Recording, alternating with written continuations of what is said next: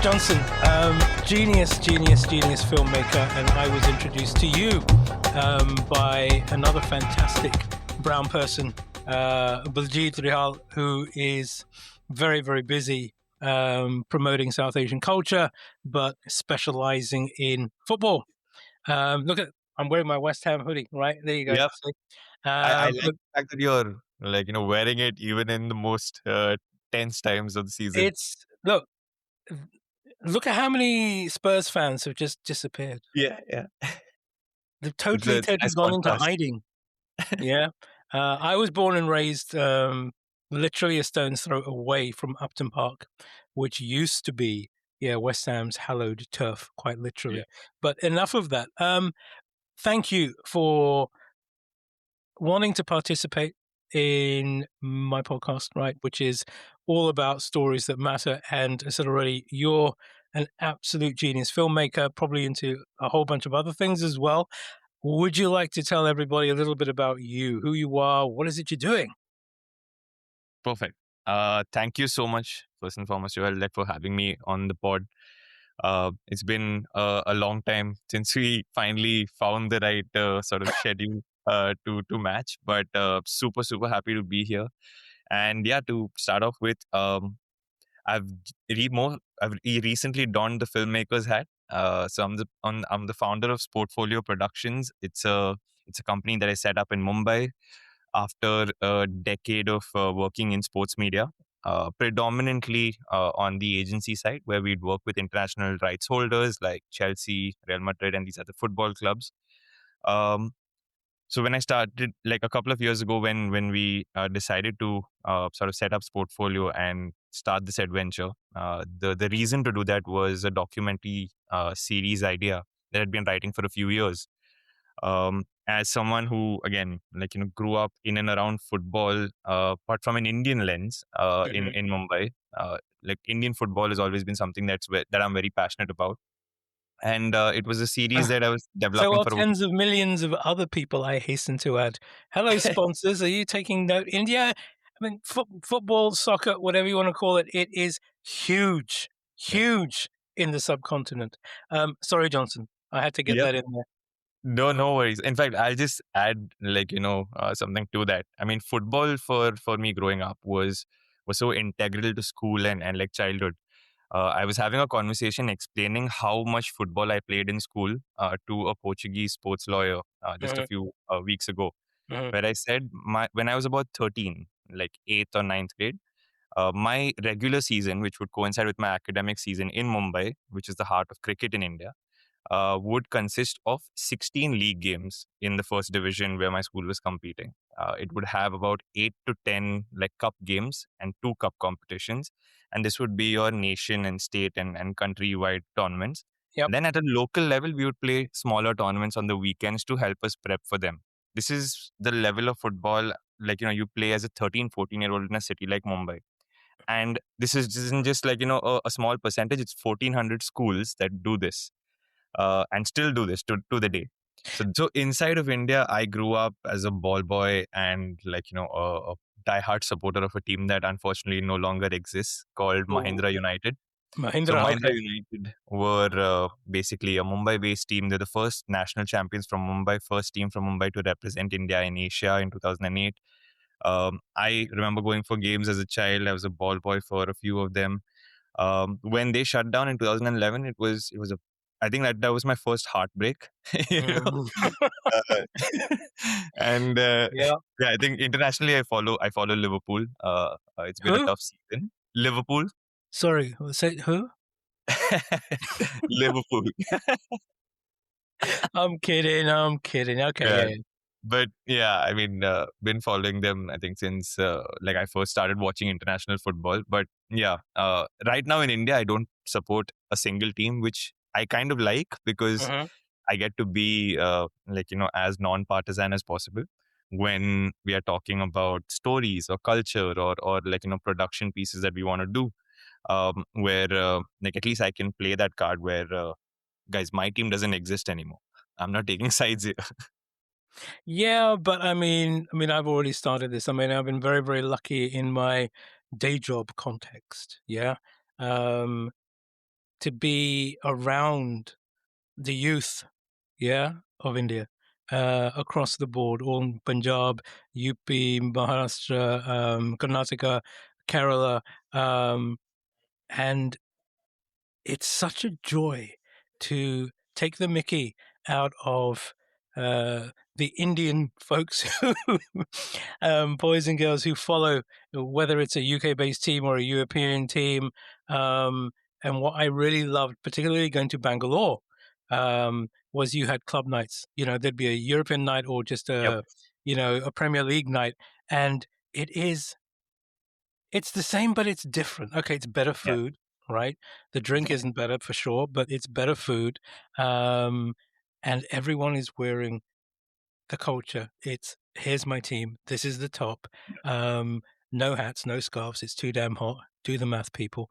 But that whole ritual is repeated in every single city, every single state, and globally, not just India. Yep. And for the life of me, I do not understand why sponsorship isn't taking advantage of that as much as it is. Maybe we'll get into that, maybe not. But part of what you have done, I know you've already created at least one fantastic film stroke documentary about football, soccer in India, right? Grassroots level and beyond. Would you like to just talk about that a little bit? Yep, I'd love to. So, Traveler's Guide to Indian Football, that's the name of our documentary series, and it's available on YouTube on our channel, Sportfolio Productions. It's free to view. It's got 5 episodes. So, what we've done is basically we've gone to each state in India, or other different 5 different locations in India, because like for a non-Indian perspective, like India is so big and the cultures are so diverse. It's kind of like a continent masquerading as a country, right? Yep. So a child growing up in one particular state will have a completely different like ecosystem and like experience with the same sport than the kid growing like say 2 states across. So that is the kind of story that we wanted to bring out about how unique the culture of football in each state is and what it Mhm. means to people. And what we eventually found out over 2 years of filming. So we started in 2024, October, Whoa.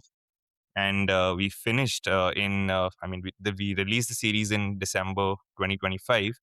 But like it took like almost 2 years on the road, about 86 days filming across almost 20 locations. What we realized is that it's football is a sport in India that is held up by communities. So in our series, we begin in Kolkata. So Kolkata is like very commonly known as the mecca of Indian football because Mhm. it's the home of the 3 biggest institutions. It's got like incredible history. I would say passionate fans, as similar to the kind of fans you'd see in Istanbul, like across the Galatasaray for Nabasha divide.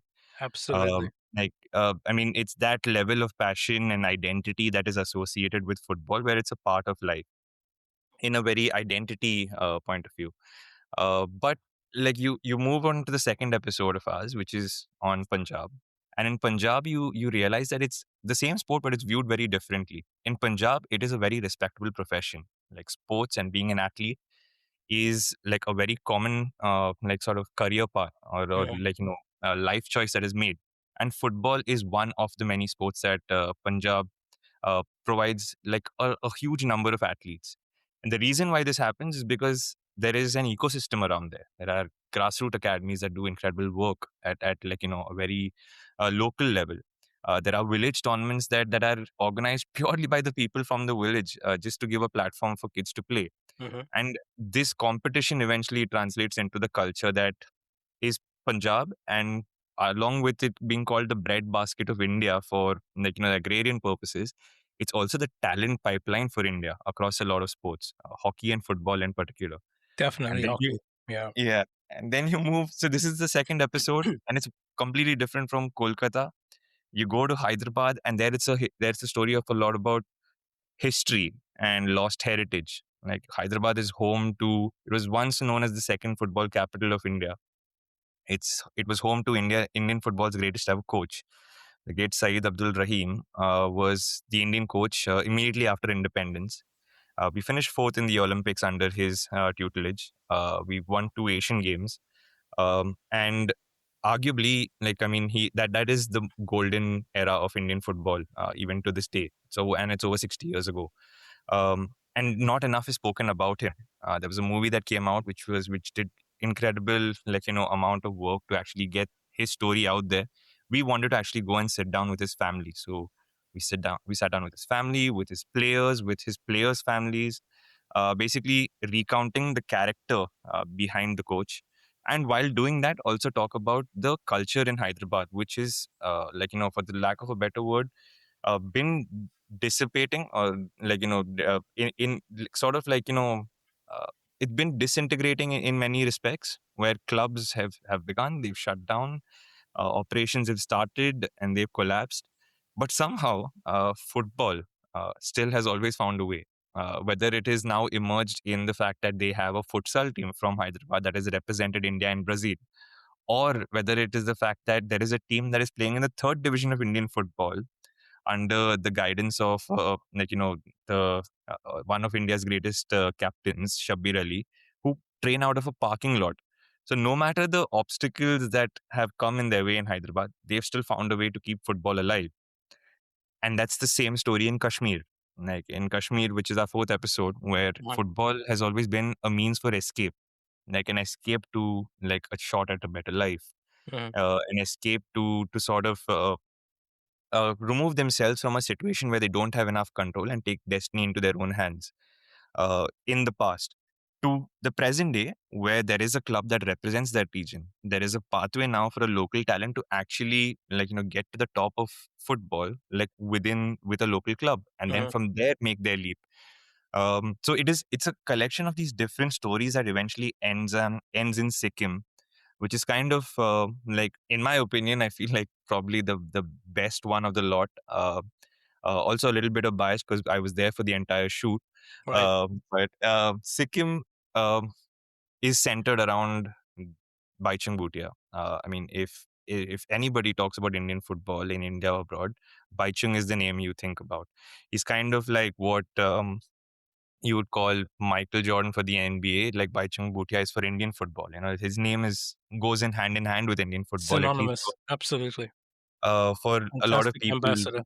Yeah, for a lot of generations, I think before the 2010s, he was synonymous.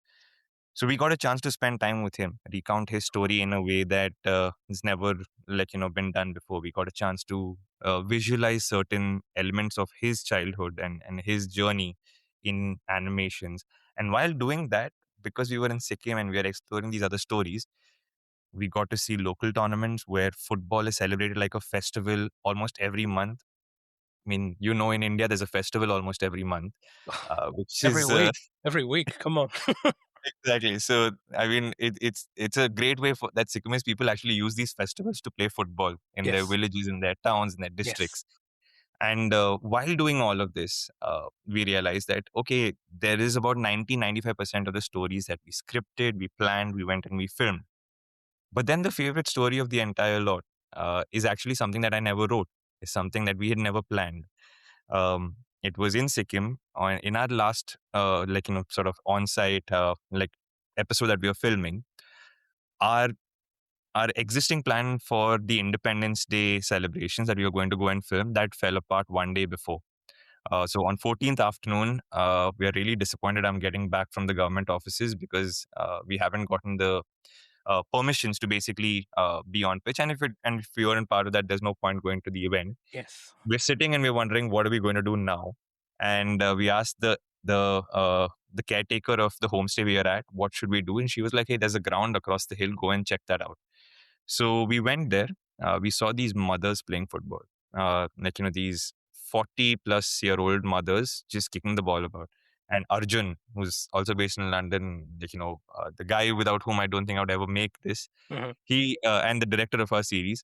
So Arjun just goes like, boys, get the camera out. Let's start rolling. And our DOP was like, what are we rolling? He's like, just get the camera out. We'll Yep. figure something out. And then we get there. Arjun and I start speaking to these mothers, and we realize that they're actually practicing for a final that they're competing in. And we're like, okay, can you tell us a little bit more? Then they told us that they have come together 5 days ago and they've competed in this Independence Day tournament that has been organized by their husbands. And the final is on Independence Day in the afternoon. And they invited Insane. us. And they invited us to basically spend Insane. Independence Day with them.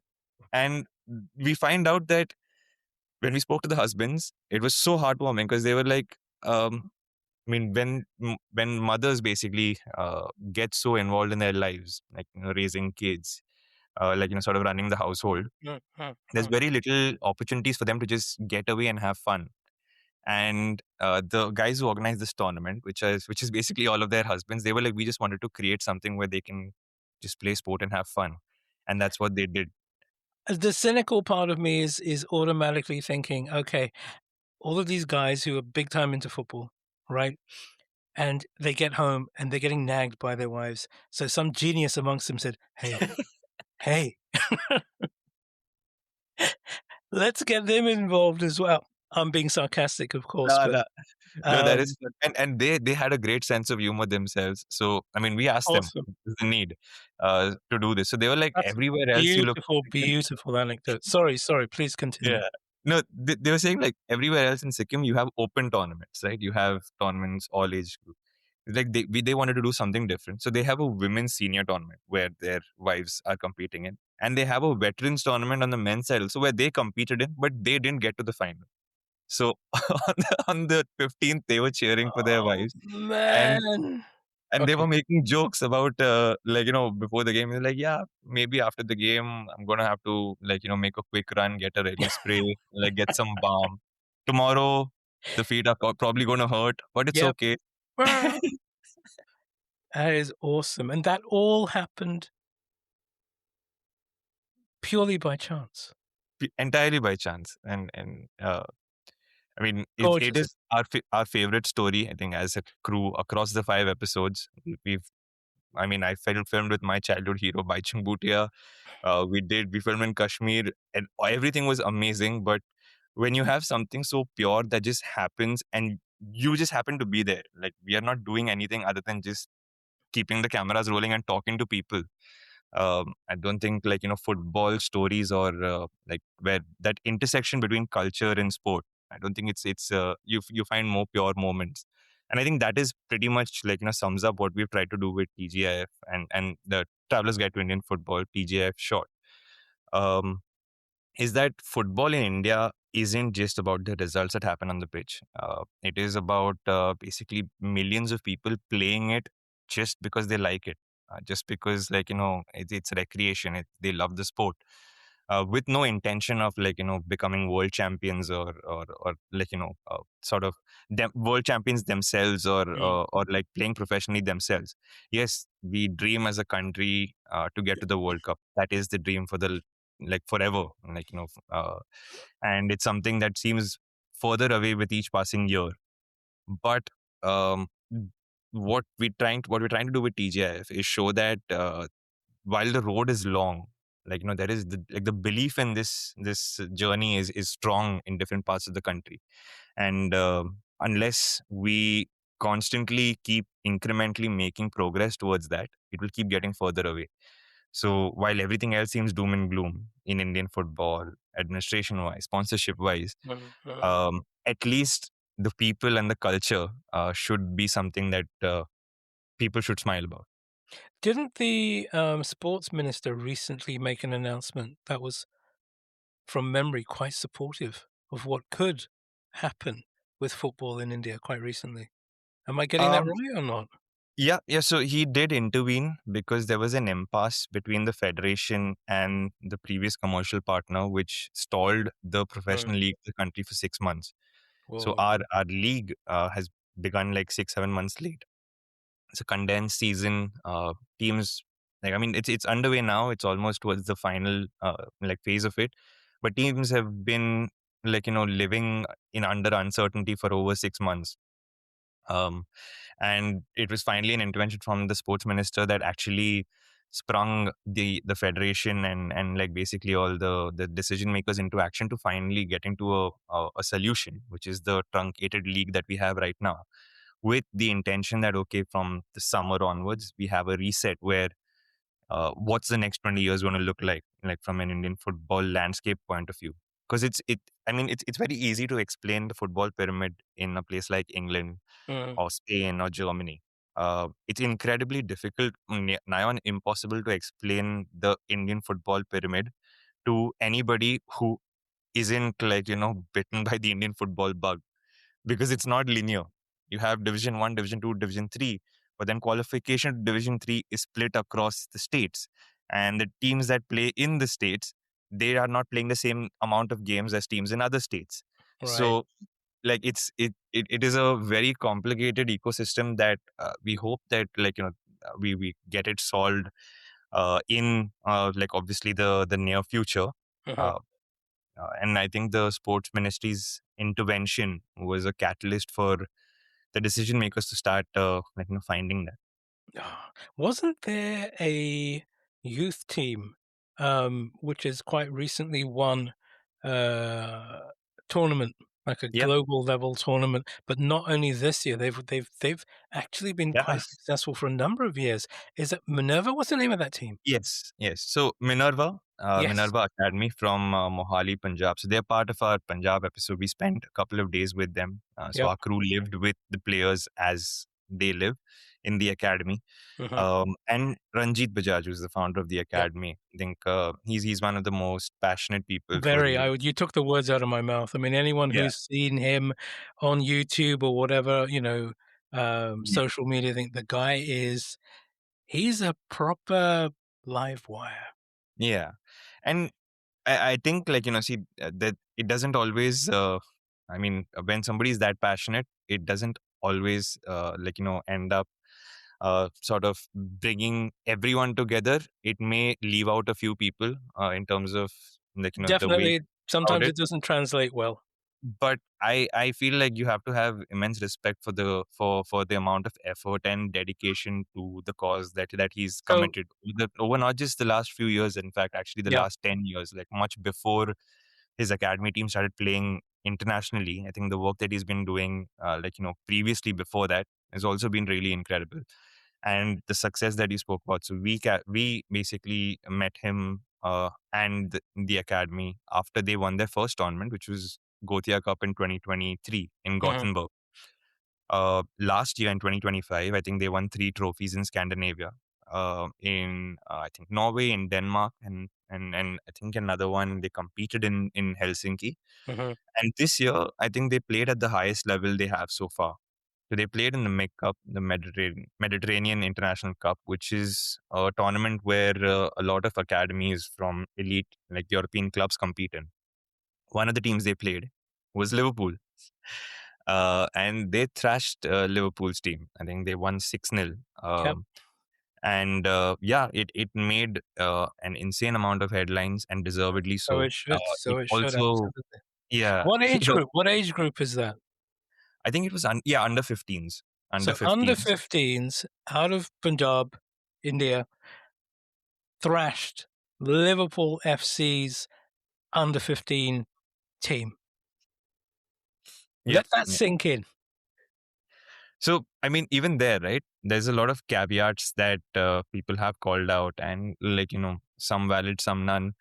Like about the result and the opposition they played. That Mhm, like stuff like, for example, Joshua Abe, who is I think one of the best players in that age group. He's playing at a senior level, so he's not playing in his age category, but he's playing. So mhm.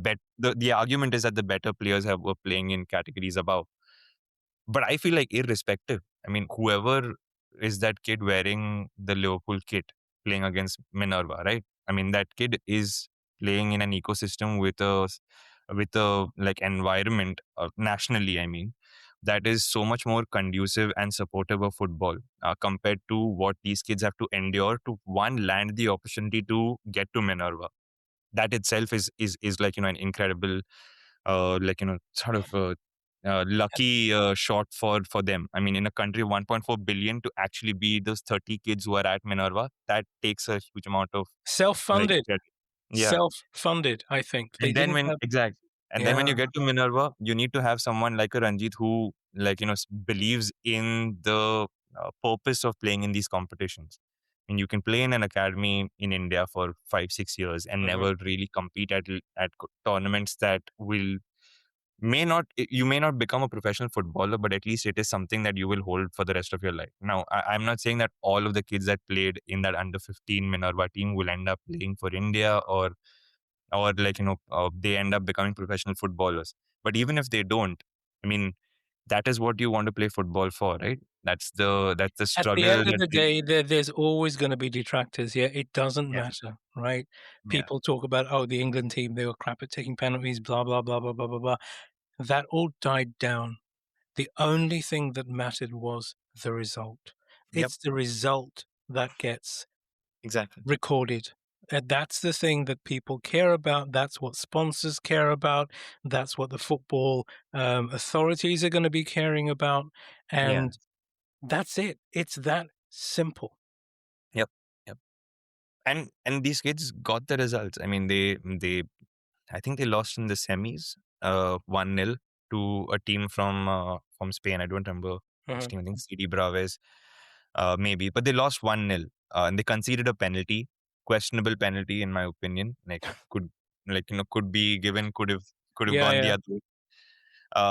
But I mean, you take it. I mean, you take the result that the results you've got all the way up to that point, and you take the result on that day and come back. And I think that's what they've done. I have quite a few, I have a lot of hopes from that batch in terms of what they can go on to do, because they've been consistent and together for a while, and that I think is a big absence in Indian football, Mhm. the grassroots system, right? I think an example would be like the golden generation, probably a bad example in terms of success, but they're a group of players who played through the age categories, right? So the other players through your under 16s, under 18s, under 21s, and then Proper legacy players. Yeah, yeah. yeah. So your paths will change. You'll go to different clubs, but when you come together, you have a certain sense of familiarity that you can go back to. Um, that is what I feel like is getting built in India steadily, not just with Minerva, but the under 23 team, the national under 23 team, doing really well together, as a group. The under 19s also, Mhm. they've done well. The challenge now, and the challenge always with Indian football, has been that, okay, how do we translate this potential into success, tangible success? Mhm. It's great to have talent at younger ages, but why isn't that being translated into the senior professional game? That I think is where we're at, and I hope that we find a solution to that. It'll happen. It has to happen because the numbers are pointing to um, just that. It is going to happen. It's going to become a necessity. It's actually a statement of pride for a country at a national, obviously national level, right? That your teams are being represented at the global stage. That's where you're enhancing your country's brand. You're feeding back to your people in your country that says, this, look at how great we are, right? Yep. So that's going to happen. I mean, economically, from a technology perspective, India is, yeah, it's on an incredible trajectory, right? And so it should be. Um, and what I love about not just the sport there, but I mean, you were very, very generous and incredibly knowledgeable because of the work that you and your group have been doing. You go around all of the different states and you found that there is obviously a common denominator. It's football. Yep. But the way that it is being nurtured, developed, is very, very different depending on the state. And straight away, when I was listening to that, I'm thinking, this is just the same as the food. Every Yes. state, right? You're going to have your roti, your pulke, your chapati, whatever. But just that component is different in northern India. It's different in besides pulka, right? Dal. You go and have dal in Punjab, it's one kind of dish. You have it in Gujarat, it's a completely different thing. You have it in Kerala, it's a completely different. It's all the same thing, but Yeah. each state brings its own uniqueness. And Yes. what I'm hearing is that each state in India, when it comes to football, um, they bring their own uniqueness. Yep. Yep. So that is what a fantastic resource for a country to Yeah, actually have. I completely agree. I there was a very interesting question posed to me in the UK itself, when we were Mm, talking about football. Someone asked me when I was explaining TGIF that, so are there distinguishably identifiable styles of play of football in different parts of the country, in different states? mhm, And I think my answer to that was like sort of to explain, like, just exactly the differences in culture and how it actually translates from the work that we've noticed. Um, because we've not had representation from each of these states, right, that have these cultures at a national level for a sustained amount of time. The culture of, rather the philosophy of, okay, we play football this way in Kerala, in Meghalaya, that isn't as like identifiable. But what you can distinctly identify is the build of a player. yes, Like, you will instantly know that, okay, this guy or this player, like, this is from Punjab. So if you yes. think of a player from Punjab or Haryana, you will think Yep. of someone who is, like, really, like, physically they're a lot more, like, robust. uh, You don't wanna mess with those people. No. yeah. If you think about a player from Mizoram or from Meghalaya or Manipur, Yes. right, Yes. you'd naturally like think about them to be a lot more agile, a lot more technical, incredibly fast. A player from Goa, Kerala, incredibly, like, endurance driven, because you're Exactly. playing football in, like, on tight spaces or on the beach where, And the heat. yeah, exactly. And temperatures in like, times during the year where most people would not be playing, in the humidity, in the rain, you're still playing. So endurance is a very inbuilt point for not just these two states, but also Kashmir. In Yep. Kashmir, playing at high altitude, you're just physically better equipped to deal with like, endurance, like, sort of battles. But then you look at Bengal, right? Mhm. With Bengal, I mean, less so now, but a little bit earlier, you'd find the best technical players coming in Indian football emerging out of Bengal. Mm. And the reason for that was because the football culture over there values, like, artists, values talent. So a Krishanude, like, one of the most mercurial players in Indian football in East Bengal, he was called the Maradona of India, just because he was that graceful. A left-footed player playing for East Bengal, Mm. incredibly graceful, like mercurial in terms of the way he carried the team. And they value, like, the artistry of the player. You also have respect for, like, the defenders and the goal scorers, but in Bengal traditionally you would value the artists. So you had the most technical players emerging out of there. Now, like, it's a little bit more spread. So the technical level of Indian football, I think, compared to 20 years ago, has risen. Like, I think Well, it with had the to. Let's be advent, frank. It had yeah, to.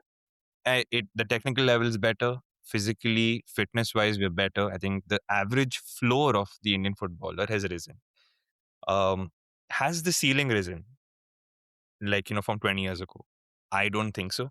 I feel like we had, like, if you're talking about the cream top, like, Mhm. 5% of players, I think we had better players 20, 25 years ago Mhm. than we do right now, just like, pound for pound.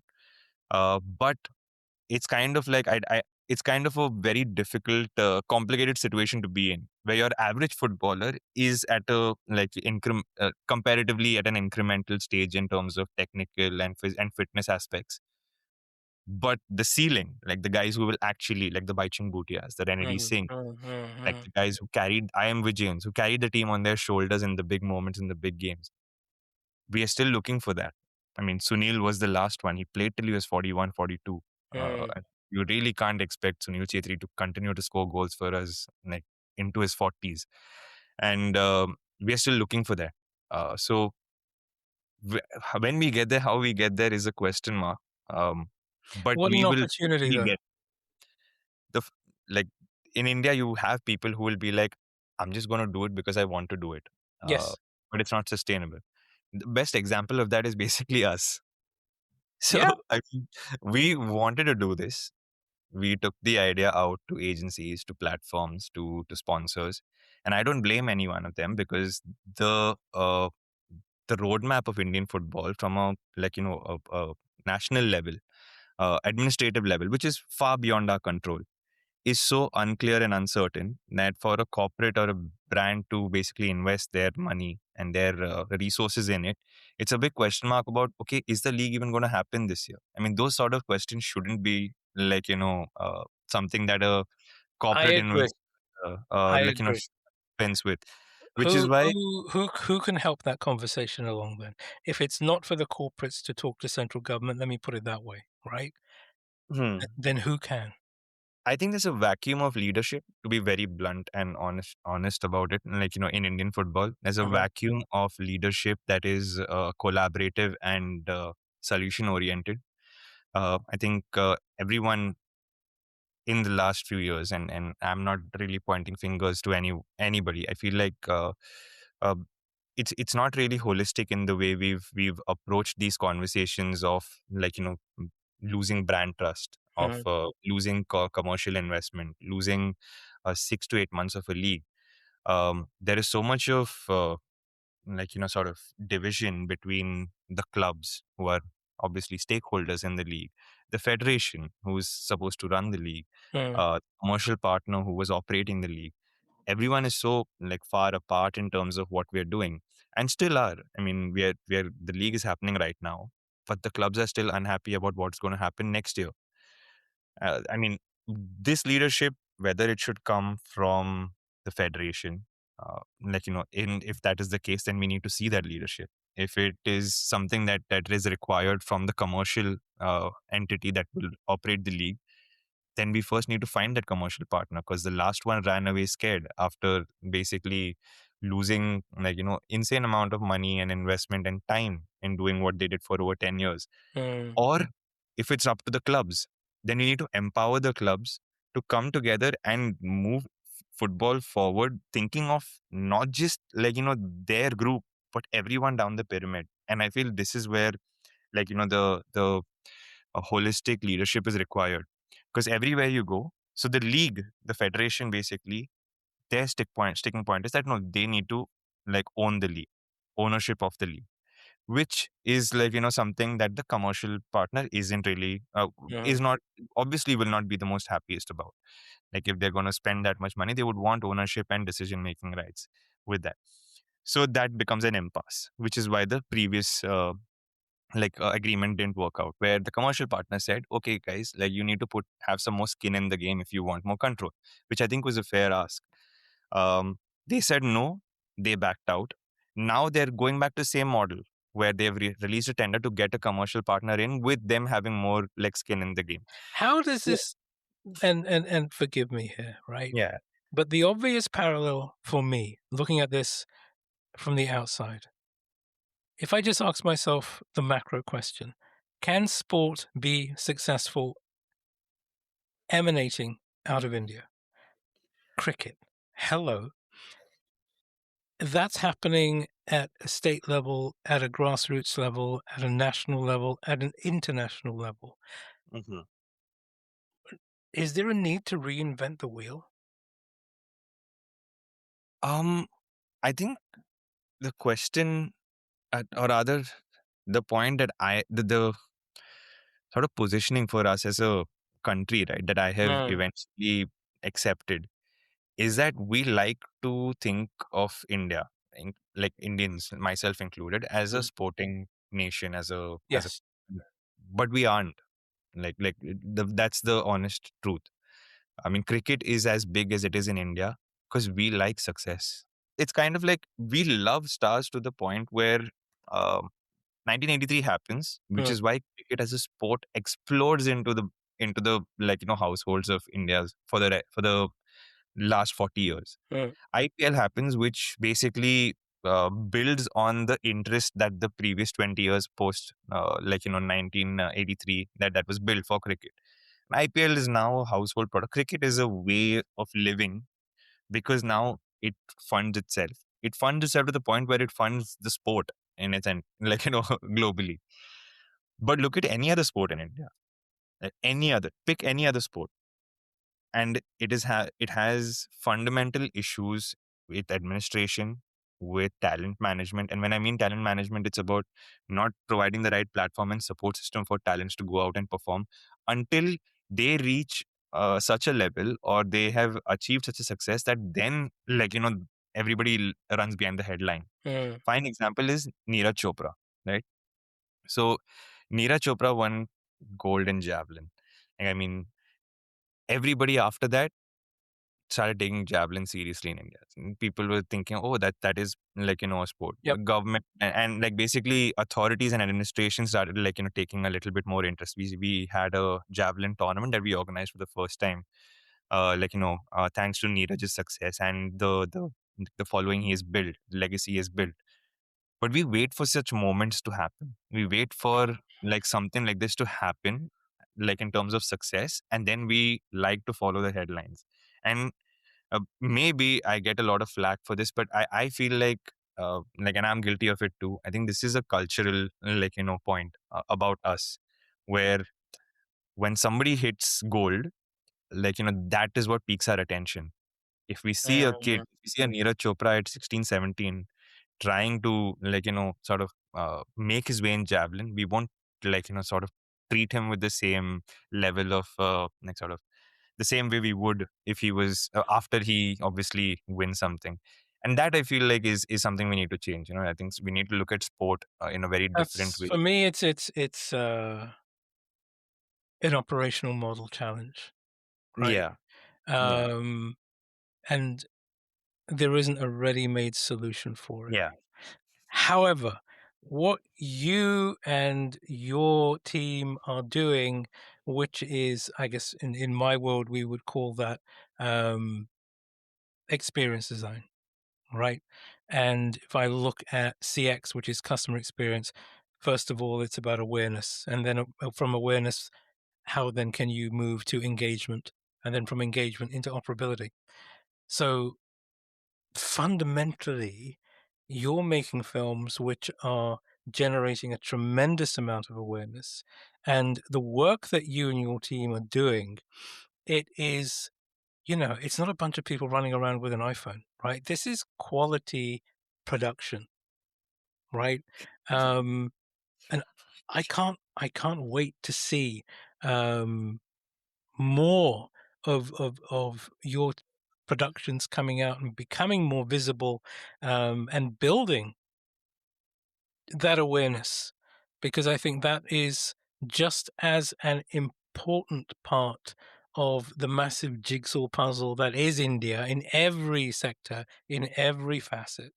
Um, the awareness generation, it's huge, and the opportunity is huge. But I'm losing patience. Right? yeah. And that is completely fair. Yeah, like to be very honest, I mean, it is.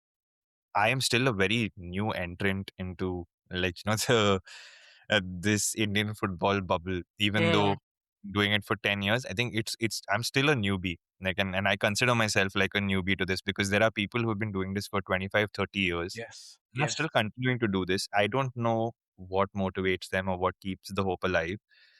But a line Mm, that I heard from Ravi Pushkar. So Ravi Pushkar is the CEO of FC Goa. mm. He was asked a question: "Will when will India make it to the World Cup?" The pretty standard And like it, question. yeah. And his answer, really stayed with me. And I heard this. This was March 2025 that I heard it. He said, "Will India make it to the World Cup? I'm not sure if I will be around to see that. But I know that if I don't do my part today, then the time it takes for us to get to the World Cup will only get longer. How much ever however slow the progress is, and how much ever it takes, from the entire nation and the players to get to the World Cup, it doesn't happen until and unless everyone is doing their tiny bit in whatever they can in their capacity to keep moving this forward. uh, because I don't think that we will get to the level, like you said, before I turn a lot more probably don't won't be making films anymore. But Oh, I I think hope you will. I hope that that happens, and I think it is that hope that you need to hold on to, because otherwise, I was again like, this is like supporting a really like, League Two, League Three team that is always on the edge of falling out of like the football pyramid. Hey, I'm a West Where- Ham fan, right? So So you have signed up for pain. Like, this is yes, not about glory. 100%. But why? Right? It's I was born and raised there. I love the game. The Yeah. end. I mean, my sincerest hope is that we'll probably get relegated this year, right? In all honesty, I don't want us to, but we probably will. But as long as Spurs go down as well, I couldn't care less.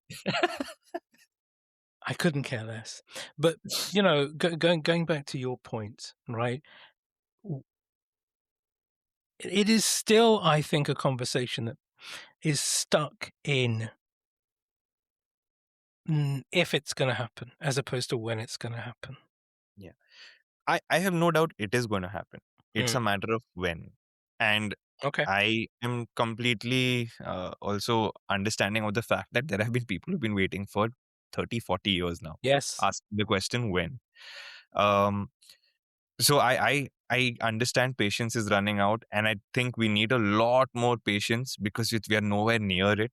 Like, to be very honest, um, and the women's team probably get there much, much earlier than the men. Yes. Agreed. I was going Um, to mention that. I think so too. so like, it is a, again, it's still a question of when, I believe, and it is a question of how many people will be part of this journey when we eventually get there, or how many people will join the journey when we get there, you know. It's you've already mentioned it in our conversation. It will become self-sustainable in the same way that cricket has. But look, what else would you like to share with us today?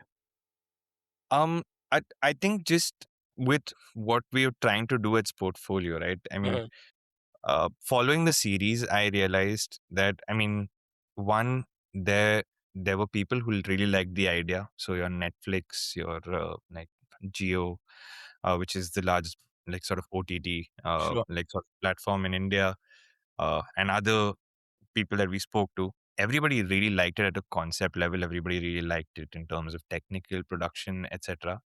They didn't have belief in the wider subject that we were covering, which Mm. is Indian football. Um, it is also something that like eventually drove us to the point where we were like, guys, we've made this for 2 years. We have to publish it. Let's just publish it on Yeah. YouTube and we see where we go from there. And then when we did that, I realized that, okay, we can't just be a one and done kind of thing, right? Like, we can't just publish this and then go silent. Then we started doing the podcast that we have out there right now, which is kind of like the Players Tribune, what the Players Tribune does so incredibly across the world. We wanted to do a visual version of it, like for Indian footballers and Indian Awesome. coaches. Don't really like, get to that national visibility. And we do this every week for the whole year. So literally as we speak, like, the crew, the call that I got was from basically our presenter, Ashish, who's our head of content. After he wrapped up, I think, 3 interviews today in Kolkata, Mhm. which are 3 more podcast episodes. And the only intention with all of this, with what we have tried to create, is that the conversation and the stories around Indian football need to be told in a way where it is documented for a generation, one or two like generations in front of us, Mhm. because that wasn't there for us when we were growing up. Like, when I wanted to like, understand and like get as much of Indian football information as possible, there were some great books, there was some like, stories that I grew up with from my grandfather, but from a visual medium, the access and like, the coverage was limited. What we're trying to do is create a bank of like, this create a repository of Indian football stories, that whenever somebody in the future ever wants to find out more, it should be like a rabbit hole that they can get lost into, whether it's the high production documentary, whether it's Mhm. a weekly podcast that you can listen to on your way to work.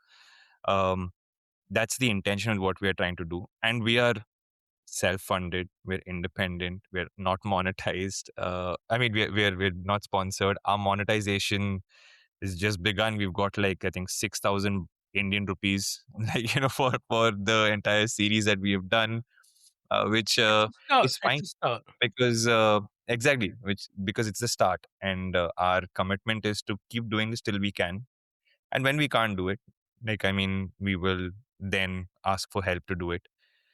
In the interim, if anybody wants to help, do check out our YouTube channel and watch the videos. We'd love to hear what you thought about it. If you watch the videos, drop a comment. That means a lot to us. Subscribe, and if you want to support us, we've got memberships that we put on the channel, like starting from £1 a month. So yeah, anything that anything that could help us keep doing this, we're more than grateful. Fantastic. Okay, from the top, how can people get in touch with you, your organization, your YouTube channel, your community building? Go through all of those. Let's make sure that we've given those sufficient airplay. Perfect. So to start off with, we've got our website, sportfolioproductions.com. You can check out our website. That's a quick snapshot into the kind of work that we do. And that will take you to our YouTube channel. Our YouTube channel is where our work sits. So you'll find all 5 episodes of the documentary series there. You'll find weekly episodes of the podcast. And along with that, all of the other content that we create. So we do social content here and there with football clubs in India, etc. As and when we get opportunities. Beyond that, you can check us out on Instagram. Instagram, we have a smaller following. So on YouTube, we're about 18K, but on Instagram, we're about a little over 4. But Instagram is the platform where we get our highest viewership and engagement. So it's a lot of reels. It's a lot of funky social content that we can try and create realistically with What's your what Insta handle? it's called Sportfolio Productions. So Sportfolio Productions on YouTube, Sportfolio Productions on Instagram, Right. and Sportfolio Productions on web. You can get in touch with me on LinkedIn, Johnson Kanjrethingal. I do check all of my DMs, even though I may get back to you a little bit later, but I will get back to you. And yeah, I would love to connect with anybody who thinks that that is an interesting conversation to have with what we have done so far and what you think we could do possibly together too. Absolutely fantastic. Johnson, your whole team, everything that you've been doing, I mean, kudos. Thank you so much. Thank Seriously. you. Seriously. I mean, self-funding and the longevity, you already have longevity. The mission is there. It's clear. The vision is there. That is clear. So all of these big entities inside of India, outside of India, I'm going to go to like the mainstream sponsors, right? Your Adidas's, your Nikes, your whomever they happen to be, right?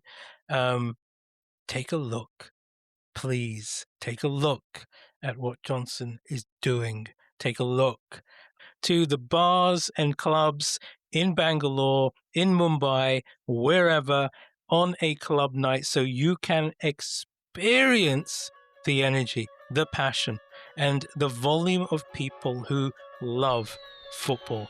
That is your market, and you need to be in it in a way that maybe you haven't even thought about.